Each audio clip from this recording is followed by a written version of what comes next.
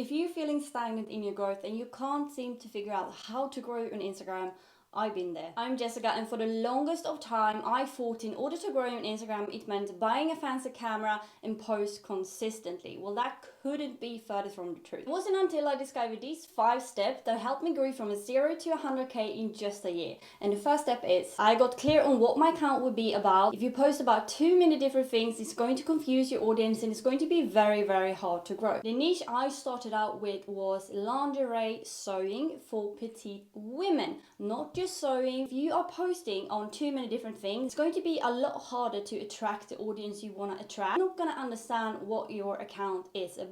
So everything I do on my account should be related to the theme I have on my page. Further down in your journey, you can absolutely expand your niche, but when you are starting out, you definitely want to be more specific with what your page is about. Here is a bonus tip for you. If you're a multiple passionate person, if you don't know which niche you want to be, which topic, which theme your account will have, you can write a list of all the topics you could see yourself creating content around.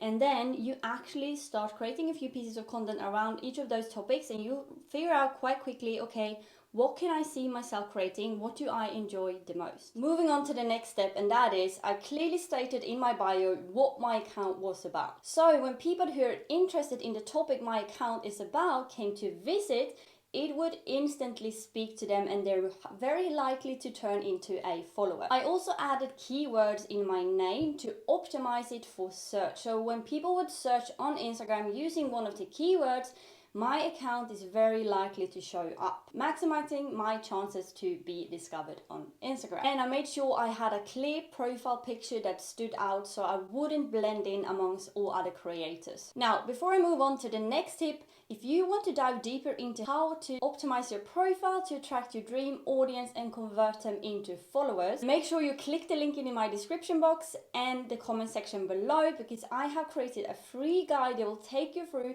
step by step how to optimize your profile for maximum growth. Now, with that out of the way, let's move on to the next tip I have for you on how to grow on Instagram, and that is, I prepared and I made a plan of what content I would be posting.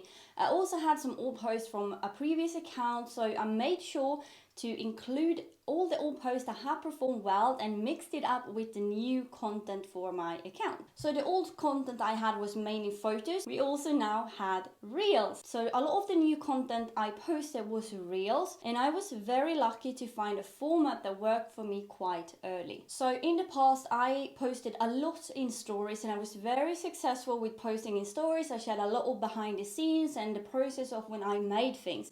So I took that and applied it to my reels, and I blended that with some techniques I have learned how to retain attention that YouTubers often use. So my first reel I posted got 6k views with a brand new account, so I knew I was onto something. I posted a few different formats, like mainly a few different reel styles, and then I doubled down on what worked. So I posted for some time and I looked at the feedback, which reels are performing the best and what do people respond to, and then I got rid of the things that didn't work, and then I only focused on the things that did, and then I posted that content consistently. Now, before we move on to the next tip I have for you on how to grow your Instagram account, I want to share a little mistake I actually made in my journey. So one thing I noticed was my reels outperform my photos so much that I decided to not post photos anymore.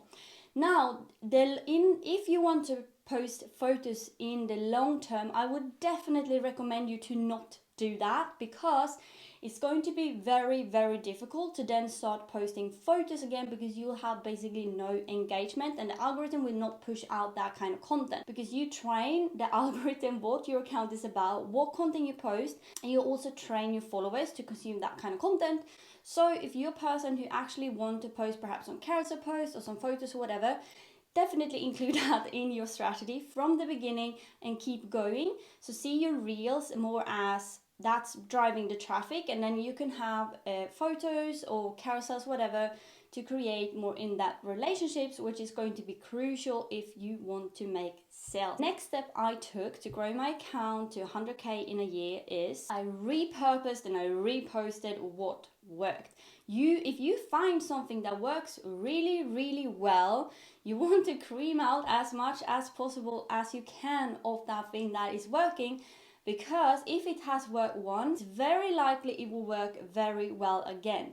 And this has been one of the best strategies I have implemented to grow my account so rapidly. This is something all top content creators do. They repurpose and repost the best performing content, get as much out of it as possible. Plus, it will actually help you save a lot of time creating new content. Now, at this point, you may be thinking, oh great, Jessica, that's fantastic, but how do I actually create content that people want to watch? That's why your next step is to watch how to create dopamine kick reels that people will binge watch, where I'll teach you my 100k viral reel formula that has taken me from 0 to 100k in just a year. Thank you for watching this video, and I'll see you in the next one.